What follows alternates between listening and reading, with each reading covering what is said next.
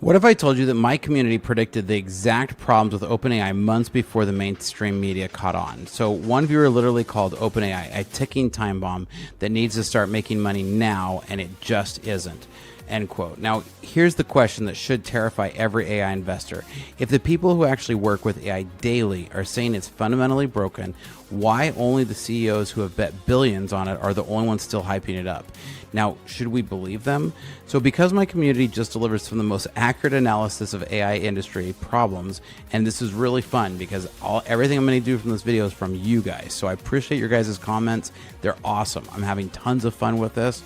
And I think you guys are going to love some of these comments because I want to go through some of my favorites and even some of my least favorites that I may disagree with, but that I want to go over with you guys today because I enjoy answering every one of these personally. But some of these are super insightful, some are super funny, and I've had a great time with it. So today I'm going to share their predictions that are already coming true and why they saw the crash coming before anyone else. Let's dive in.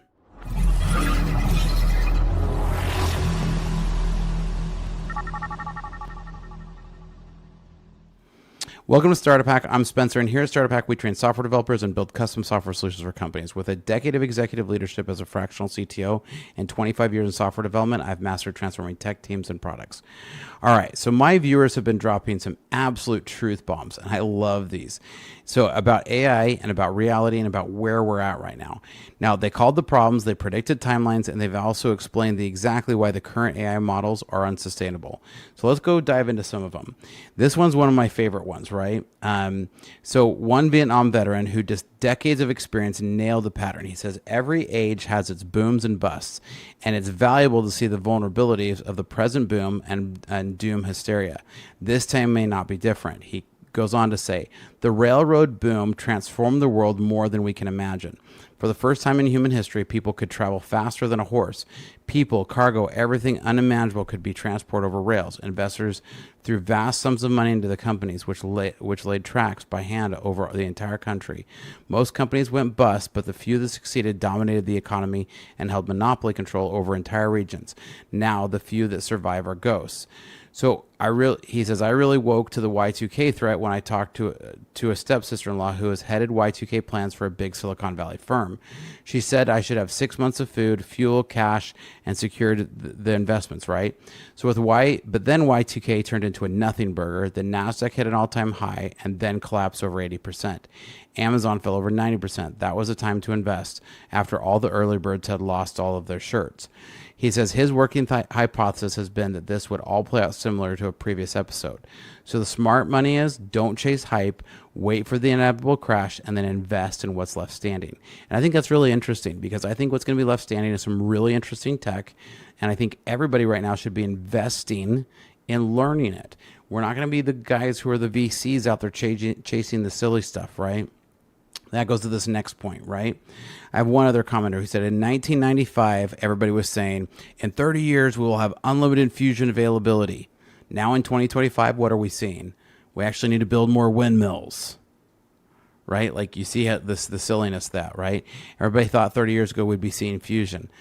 Every generation gets promised revolutionary technology that will solve everything and then settles for incremental improvements. We went from promising limitless clean energy to accepting that wind and solar are the practical solutions we actually got. The AI promises sound eerily familiar. They're going to transform everything, replace everybody, solve all the problems with artificial intelligence, right? But we've heard this before. And that's what all of my commenters are saying as well. Now, another commenter said, and he delivered the perfect analogy. He said, saying we're close to AGI, and this is a quote, saying we're close to AGI because we have invented chatbot would be similar to saying we're close to teleportation because we've invented planes. Now, let's cut straight through the marketing nonsense. That's the end of the quote. This cuts straight through the marketing nonsense and reveals the fundamental category error driving AI hype. Planes are an incredible technology, and they revolutionized travel, but they didn't give us Star Trek transporters, right? We just keep getting faster jets. ChatGPT is impressive technology for a text generation. But it's not thinking, it's not reasoning or understanding. It's sophisticated pattern matching. So smart businesses evaluate AI for what it is and what it can do today. Now, again, I'm not bashing on AI here. I just want people to have realistic understandings and expectations of what AI is going to accomplish for them. So this is another comment from an actual AI trainer. Let me find the full quote for you here. Give me 1 second while I pull up this whole quote. This commenter says, I mentioned this before, but I don't think I made my point succinctly enough. I was hired as an AI trainer after about a year of waiting on the task queue. They are to the point that we, the AI trainers, have to train the models in a very pedantic way in order to allow, quote, vibe coders to develop an HTML, CSS, JavaScript web page. We have to use certain specific terminology on the prompt, and then when the system inevitably produces a buggy output, we have to prompt it 3 more times, again in a very pedantic way. This lets me know that the corporations training AI are desperate to produce something that simply works, due to the amount of hype they have churned out for the past year or so. Keep in mind, these are just vibe coding projects, never mind more advanced code snippet generation. What I'm saying is, I'm seeing how these systems are hitting the wall in real time, not to mention the absolute administrative disarray within the organization itself. That's another story in and of itself, end quote. Now, that's somebody who's actually out there training AI systems, right? So he's talking about the craziness they have around this. And that's what I'm seeing. So as I dug into, and I did a video last week, where we are seeing AI, or we see the difference in the system prompts between Claude 3.7, or Claude 3.5 and 4.0, right? A lot of it was in the system prompts, and we saw some really interesting stuff in the training of that. Now, if your company has systems that aren't connected, reach out to us, because here at Startup Hack, we love to help companies work like a well-oiled machine. We can help get your systems connected. So reach out to us at startuphack.com/Spencer, because we'd love to help. All right. The next one, a viewer asked the most important question, quote, why is it that only the CEOs standing to benefit from AI hype are the ones hyping AI? So let's think about this for a minute. Mark Zuckerberg's talked about not needing developers, while Meta has spent $39 billion on AI research. That's a real figure, by the way. That actually came out. Salesforce CEO claims they won't hire more developers, but simultaneously offshoring development jobs, according to a public filing. These aren't neutral observations giving objective technology assessments. They're people who need to justify the massive bets they've made to shareholders. When someone has a $39 trillion bet riding on AI, what do you think they're going to say when they're publicly asked about the future of where AI is going to go? Why is it that we don't see the people who are getting replaced by AI? There's all this mythical people who are supposedly getting replaced by AI. Where are they? Sure, there are some developers who are getting laid off. It's not for AI, right? This one I thought was really interesting as well, because I thought this was another real world scenario where I would expect to hear something from somebody who would know about this, right? So this is an industry I would expect to get hit by it. This person says, yeah, I'm not surprised. I can tell you that our company, a multi-billion-dollar game company, so this is an inside information. You guys are getting it first, inside information, does research into applying AI in the gaming industry. We invest a ton of money into investigating it. We have not seen any real movement into the actual production pipelines on the floor. There's a lot of people looking at it, but you won't find any AI agents being used anywhere. And that made me stop and think, I really haven't seen AI be built into the games yet, right? Why? AI gaming industry is a huge industry, right? I don't know how some clients have asked us, or I do know some clients have asked us to use generative AI to produce some assets, which is hilarious. It makes me wonder why they didn't do it themselves. But so far, its impact has been very, very minimal for us. This is all direct quotes, by the way, with 1 or 2 non-game related layoffs in graphics design and some impact on localization, i.e. the guys who translate text. And I can't see that changing between now and 2027, simply because game production cycles are so long. Any game starting today will probably finish without significant AI impact, just simply because of the risk of changing pipelines mid-projects, which means 5 years from now. So that means so that's the end of that quote. A huge industry, the gaming industry, is not seeing an impact from AI yet. That's really an interesting one, right? Very, very big one, because that would be really interesting to see how that would go long term, right? Another commenter says the economic knowledge, with economic knowledge delivers this killer insight. He says anyone with a vague idea of economics knows that these current systems are nowhere near close to being actually profitable. And the second OpenAI jacks its prices up by 10 times to do a human's job worse, people aren't going to accept that. He goes on to say, OpenAI, the market leader, is a ticking time bomb. It needs to start making money now, and it just isn't, right? Even that plan, to become for profit, is failing. It's too big to fail is also only relevant if you're a bank. He continues on. These multi-billion-dollar data centers that are being trusted with untested companies, even Microsoft pulled away from, and an insane AI investment for no profit and visibly damaged energy hogging are not going to go down well.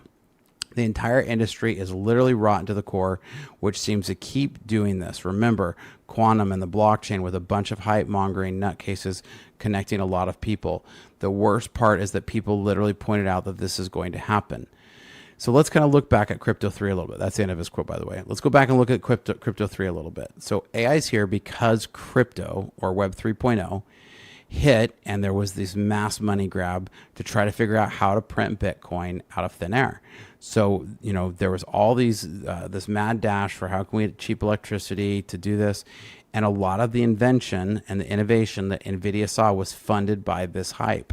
That's how we have AI today, is because NVIDIA powered the backing of that. And then when all of that went to crap, we have that. Now, we are seeing the same thing today, right? So we saw how well that went when the legs got cut out from it. We're seeing the same thing there, right? Now, I want to read you another one here. He says, Vietnam era veteran soldier here. Soldier, sailor, traveled extensively through Africa.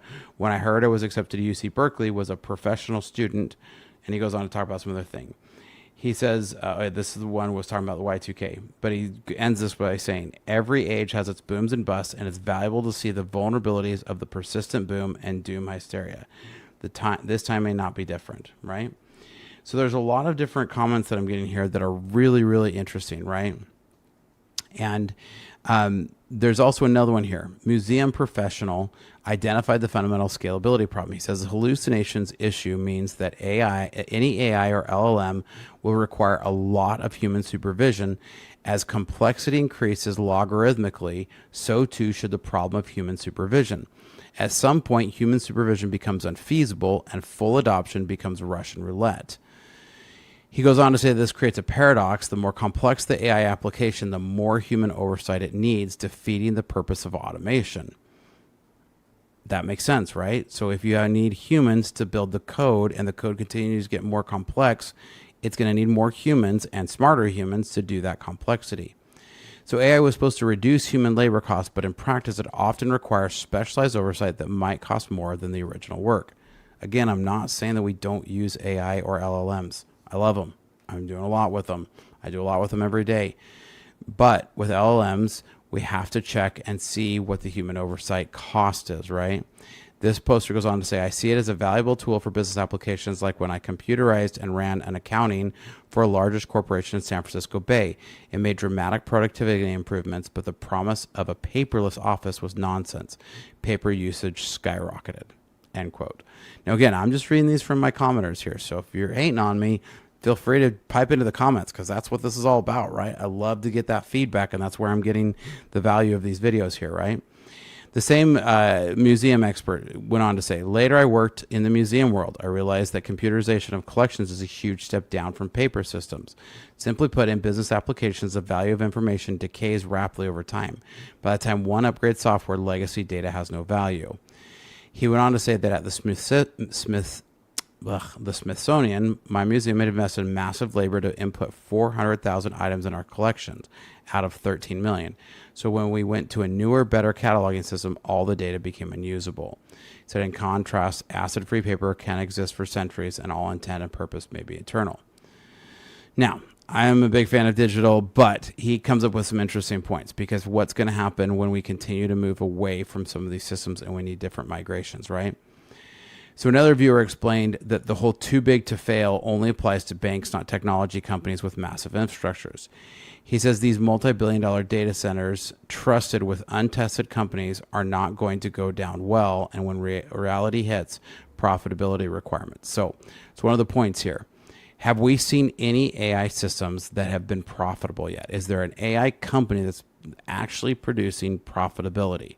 That's the big question that I have for you guys. Would love to have you prove me wrong down in the comments down below.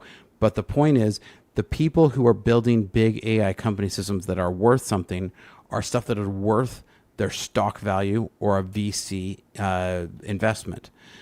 So far yet, none of them are profitable. Go look at Microsoft's. This is what Satya Nadella was talking about when he said, look, I got to see the GDP move. And this is why they're niching down into agents and away from AGI. This is where Meta has spent $39 billion on building AI systems. This is why I just feel like we really are starting to see the cracks in the bubble. We're starting to see the bubble deflate, because this is where the gaps between existing external marketing messages and the internal operations in reality is enormous, and it's growing wider. Organizations can't manage the complexity of AI development while simultaneously promising it will simplify everything for customers. So when the Anthropic CEO comes out and says, we're going to replace 50% of white collar jobs in I think he says 3 years.